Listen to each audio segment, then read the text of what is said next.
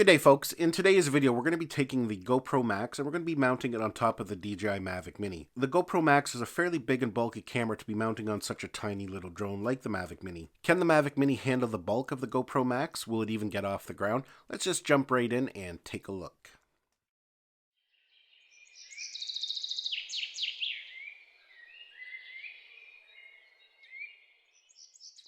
So if you're a regular to my channel, you might have seen a video I uploaded last week where I took a GoPro Hero 8 Black and mounted it on top of the Mavic Mini. The Mavic Mini handled itself very well, and I was really impressed on the weight that this thing could handle. So this week we're going to step it up a little bit, and we're going to be taking the GoPro Max and mount it on top. Now, a couple problems I can foresee here is the GoPro Max is quite a bit heavier than the Hero 8 Black. And not only that, it's a lot bulkier, so when we actually have it mounted up there with a mount, it's going to be sitting up quite high. That's really going to throw the balance of the drone off. It's going to make it top heavy.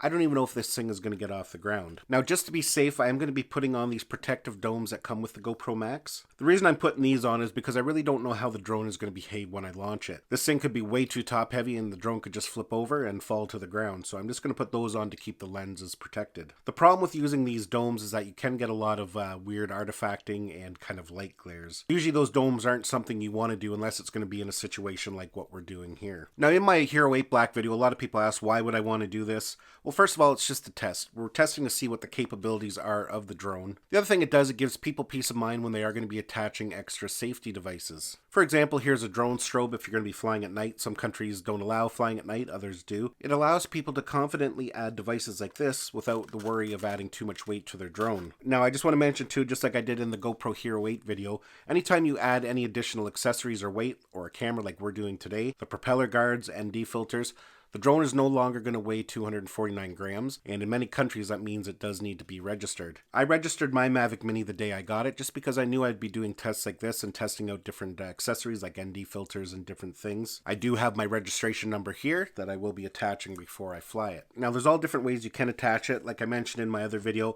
I don't want to put a GoPro mount on the top because then you're stuck with this ugly mount on the top. What I'm going to be doing is taking a buckle mount and just strapping it to the top with a zip tie, but I will be putting a little bit of foam tape underneath it. Mainly the double-sided tape is to keep the buckle mount from sliding around once we have it zip tied on. So I'm going to go ahead and get that done now. So I've got the buckle mount attached with that double-sided foam tape. So then I'm going to take a zip tie just to secure the buckle mount on. Just like that, and that's just going to hold it there securely so it doesn't fall off. We'll cut off that little extra bit there. We'll now attach the GoPro Max. So we've got the GoPro Max now attached, and you can just see how ridiculous this is. This thing is going to be way off balance. I'm going to be actually super surprised if it can even get off the ground. So I guess now it's just time to head out and see what happens. Take off. Adding mode.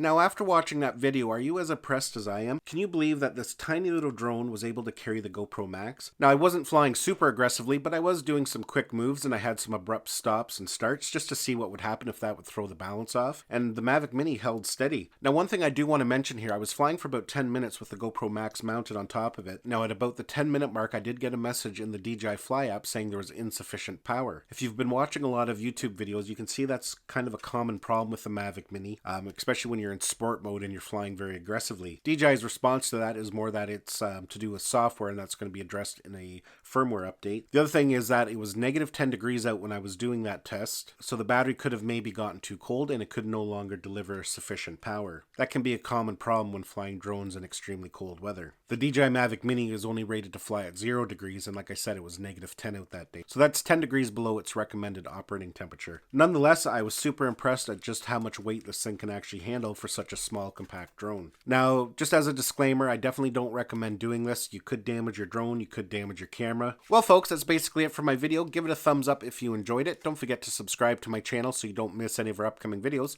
and we'll see you in the next one.